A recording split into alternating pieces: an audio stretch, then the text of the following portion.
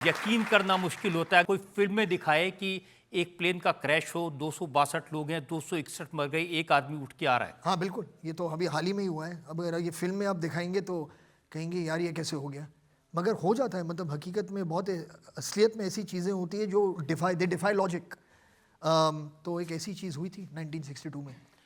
लेकिन इस फिल्म को लेकर थोड़ी कंट्रोवर्सी भी हुई। जो यादव महासभा के लोग हैं उन्होंने कहा कि आपने अहीर रेजिमेंट को नहीं दिखाया ठीक से, पूरा पूरा फोकस मेजर शैतान सिंह पर रहा। अगर मैं सिर्फ मेजर शैतान सिंह भाटी जी पर फिल्म बनाना चाहता था तो मैं टाइटल रख लेता शैतान सिंह।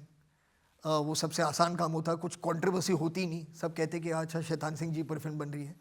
लेकिन ये फिल्म है पूरी कंपनी के बारे में, इसलिए हमने नाम ही रखा है 120 बहादुर, क्योंकि बाकी जो लोग थे उनका भी जो योगदान था इस जंग को, उस बैटल को जीतने में, बिल्कुल उनके बराबर का योगदान था।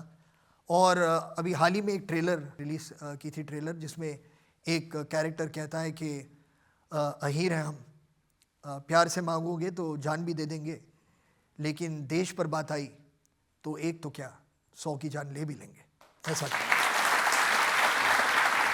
तो सबसे तो एक लड़का जो था, जो मुझे काफ़ी ट्रोल कर रहा था काफ़ी टाइम से, कह रहा था कि आपने तो हीरो के बारे में कुछ नहीं कहा, आप हीरो का नाम क्यों नहीं ले रहे, सब ये कह रहे हैं। कल उन्हीं का एक मैसेज आया मुझे एक ट्रेलर के बाद। उन्होंने कहा फरहान साहब अगर आप ये डायलॉग पहले टीजर में डाल देते तो फालतू के प्रोटेस्ट नहीं करने पड़ते। मैं एक अच्छी बात आपके साथ शेयर करना चाहता हूँ। आज के जो हमारे जज हैं, रिटायर्ड मेजर जनरल संजय सोई साहब, ये कुमाऊं रेजिमेंट। जी जी बिल्कुल सर, थैंक यू। आप कुछ कहना चाहते हैं इस फिल्म के बारे में, इस जज्बे के बारे में? बिल्कुल, अभी जब बात हो रही तो मुझे एक तरह से जिसको कहते हैं ना रोंगटे खड़े होते हैं। जब मैं कमीशन हुआ, सेंटर में गए तो वहाँ मेजर शैतान सिंह की कहानी, बैटल रजांगला की कहानी, वहाँ उनके हेलमेट रखे हुए हैं, रेडियो सेट रखे हुए हैं, डायरी रखी हुई हैं, वो सब चीज़ देख के बड़ा एक तरह मोटिवेशन होता है हमें। और आज जो फिल्म बनी है, आपने जो बनाई है, वाकई में मेरी कंपनी में भी, मेरी बटालियन में भी 25% अहीर थे। और मैं भी यहाँ जाता रहता हूँ, रेवाड़ी महेंद्रगढ़ जहाँ से जाता हूँ, वहाँ कड़ी बथुए की सब रायता और बाजरे की रोटी खाते हैं बैठ के हम लोग मिल के।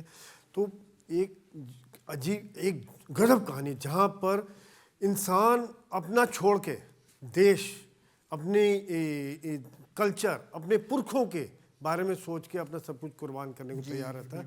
ये बहुत ज़रूरी है ऐसी फिल्म आज की तारीख में। Thank you sir. तो देखिए, मेजर साहब से आपको इतना बड़ा सर्टिफिकेट मिल गया, और क्या चाहिए? जी नहीं, मुझे थोड़ा आराम हो रहा है कि रूलिंग तो अच्छी होने वाली है। पब्लिक में से पूछते हैं। तकरीबन 20 साल पहले आपकी मूवी आई थी लक्ष्य, जिसकी शूटिंग आपने लद्दाख में करी थी, और अब आपकी मूवी आ रही है 120 बहादुर, जिसकी शूटिंग भी लद्दाख में ही हो रही है। तो मैं ये पूछना चाहती हूँ कि आपको तब और अब लद्दाख में कोई फ़र्क नज़र आया है? हाँ काफ़ी फ़र्क है, मतलब इंफ्रास्ट्रक्चर में तो बहुत फ़र्क नज़र आया है। जब हम लद्दाख लक्ष्य की शूटिंग के लिए गए थे, उस वक्त वहाँ कोई मोबाइल फ़ोन नहीं काम करता था। हम सबको शूटिंग के बाद एक लाइन लगानी पड़ती थी, जो एक पीसीओ था होटल के बाद, वहाँ पर से घर हम फ़ोन कर सकते थे। सिर्फ एक बच्चन साहब थे जिनके पास सैटेलाइट फ़ोन था, वो बात करते थे। लेकिन इंफ्रास्ट्रक्चर बहुत अच्छा हो गया है वहाँ पर। जो रोड्स हैं, जो कनेक्टिविटी है वहाँ बहुत अच्छी हो गई है। एक चीज़ जो उस वक्त भी था और इस वक्त भी है, जो सेम टू सेम है, वो है लद्दाखी लोगों की हॉस्पिटैलिटी और उनका प्यार, वो सब।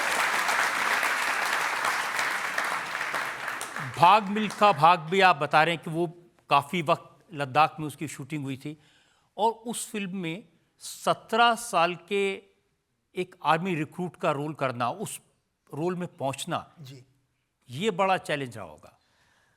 सर चैलेंजिंग तो था, लेकिन जब मेरी मुलाकात हुई मिल्खा सिंह जी से, वो भी एक इंटरेस्टिंग स्टोरी है, क्योंकि मैं उनसे मिलने चंडीगढ़ जाने वाला था, तो उनकी तबीयत ख़राब थी।